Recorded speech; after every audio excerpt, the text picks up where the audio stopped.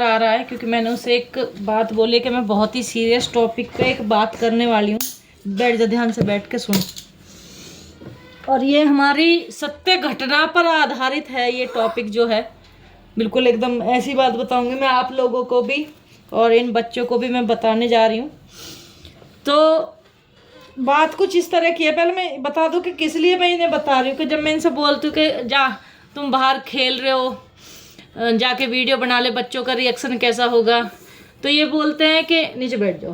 तो ये बोलते हैं कि नहीं बच्चे ये बोलेंगे वो बोलेंगे, बाद में चिढ़ाते हैं, ये करते हैं। तो उसी चीज़ को लेके मैं अभी खाना बना रही थी तब तो मेरे दिमाग में एक बात आई कि हमारे साथ भी ऐसा ही होता था। तो उसके बारे में मैं आप लोगों को बता रही हूँ।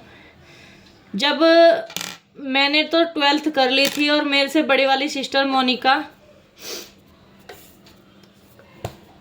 दिल्ली पुलिस का उसने बीए कर ली थी, ग्रेजुएशन करके दिल्ली पुलिस का फॉर्म भरा था उसने। 2009 की बात है ये।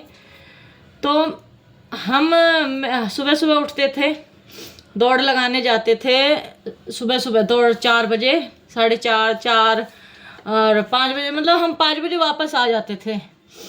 और हम ही मतलब उस हमारे गांव में, मैं सभापुर से हूँ, हमारे गांव में मोनिका ने ही पहली थी जिसने फॉर्म भरा था दिल्ली पुलिस का। और मैं उसके साथ जाती थी क्योंकि मैं शुरू से ही स्पोर्ट्स वगैरह में मुझे बड़ा इंटरेस्ट था। मैंने भी भरा था 2 बार पर मेरा नंबर नहीं आया, वो बात अलग है। तो जब हम दौड़ लगा के वापस आ रहे होते थे ना, तो सुबह सुबह कुछ लोग मिलते थे हमें जो मॉर्निंग वॉक के लिए जा रहे होते हैं। अब जी वो लोग मिलते कुछ मंद बुद्धि जिन्हें आप बोल सकते हो, शायद अभी इस दुनिया में है भी नहीं उनमें से तो एक आध, तो सॉरी। तो जब हम वहाँ से आते थे ना तो वो अप्रिसिएट करने की वजह हमें क्या बोलते थे पता है? Delhi police, Delhi police. वो हमें चिढ़ाते थे। तो हम बस चुप, उस टाइम पे गुस्सा बहुत आता था पर चुप सुन के अपने घर पे वापस आ जाते थे। मैं 12th में थी उस टाइम पे। तो मैं 12th के मैं एक जगह ट्यूशन पढ़ रही थी। और तो जो भैया हमें ट्यूशन पढ़ाते थे, मैं उनका नाम नहीं लूँगी, उनके छोटे भाई भी थे जो हमें बोलते थे पीटी उषा। ओ यार पीटी उषा ऐसे करके। गुजरों का गांव है तो आप समझ सकते हो कि गुजर कैसे बोलेंगे। लैंग्वेज मेरी भी यही है, मुझे इस बात में कोई शर्म भी नहीं है कि मेरी भी गांव की लैंग्वेज है। तो वो ऐसे ही बोलते थे दिल्ली पुलिस। कहीं से भी हम निकल रहे हैं, मतलब हम कहीं भी जा रहे हैं तो हमें दिल्ली पुलिस। मतलब वो टाइम हमारे लिए ऐसा था कि या तो चुप लगा लो या उनका सर फोड़ दो या अपने घर बैठ जाओ। तो हमने उनमें से एक काम किया कि हम चुप लगा गए और हम लगातार चलते रहे। हमने किसी की नहीं सुनी। मैंने कहा बोलने दो। अब मेरी सिस्टर का फिर फिजिकल आता है, उसने फिजिकल पास किया। उसके बाद मेरी सिस्टर ने दीपू पढ़ता, उसके बाद दीपू अंदर ही आ जा, तू भी सुन ले कि लोगों के बोलने से कुछ नहीं होता। फिर मेरी सिस्टर ने, मोनिका ने रिटर्न दिया। तो अब तो ये होता है कि रिटर्न पहले हो जाते हैं और फिजिकल बाद में। और जब हमने 2009-10 में हमने भरा था फॉर्म तो फिजिकल पहले होते थे, रिटर्न बाद में। तो उसने फॉर्म भरा, उसने रिटर्न फिजिकल दिया, उसमें पास हो गई। फॉर्म भरा, उसमें रिटर्न दिया, उसमें भी पास हो गई। और फाइनली उसका नंबर आ गया दिल्ली पुलिस में, वो लग गई 2009 में, उसकी भर्ती लग गई।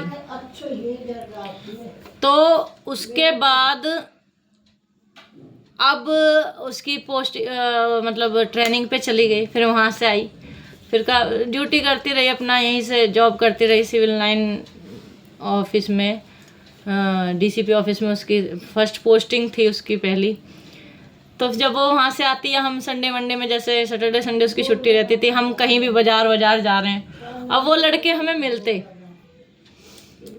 और जब वो हमें मिलते तो क्योंकि हम भी उन्हीं में से निकले हुए हैं, उनके गांव के तो हम भी हैं, तो हम फिर वो चुप जा रहे होते और हम बोलते दिल्ली पुलिस जोर जोर से। वो ऐसे पीछे मुड़ मुड़ के देखते हैं, दिल्ली पुलिस। तो ये मैं आपको बताऊंगी कि लोग तो भौंकते रहेंगे और आपका काम है सिर्फ चलना। आप चलते रहो। जो आपने बैक भी ऐसे देख लिया ना तो समझो वहीं पे आप रुक जाओगे। मुझे भी हेजिटेशन होती है, मैं भी मार्केट में जा रही हूँ अभी व्लॉग बनाने के लिए, कुछ भी नहीं कर रही हूँ। मैंने भी मतलब कोशिश करी है कि मैं आगे ही चलूँ, खींच रहे हैं लोग पीछे मुझे, कई जगह से मैंने देखा है कि खींचते हैं, पर मैं नहीं रुक रही हूँ अभी। और इनके पापा की हेजिटेशन अभी भी है, वो वैसे ब्लॉग बना लेते हैं लेकिन वो ऐसे कैमरा नहीं पकड़ पा रहे हैं। तो मैं इन बच्चों को बता रही हूँ कि सॉरी, दुनिया की सुनो, यहाँ पे मत रखो, यहाँ पे रखो दुनिया की सुन के। कहाँ पे? यहाँ पे रखनी है, दिल पे नहीं लगानी। दिल पे लगाओगे तो आगे नहीं बढ़ पाओगे। सुनो और आगे बढ़ते रहो, ठीक है ना। तो मैं आप लोगों को यही बताना चाह रही थी कि दुनिया की सुनो और आगे बढ़ते रहो। फ़ोन उठाओ और व्लॉग बनाओ। फेमस हो गए तो तुम खुश, और फेमस नहीं हुए तो दुनिया खुश। कोई ना कोई तो खुश हो ही रहा है ना, तो खुश रखो, या तो अपने आप को या दूसरों को, वो तुम्हारे ऊपर है। तो कैसी लगी मेरी ये स्टोरी, और ये बिल्कुल सच्ची बात है, और इसलिए मैं आपको बता रही थी। कैसी लगी ज़रूर बताना कमेंट में।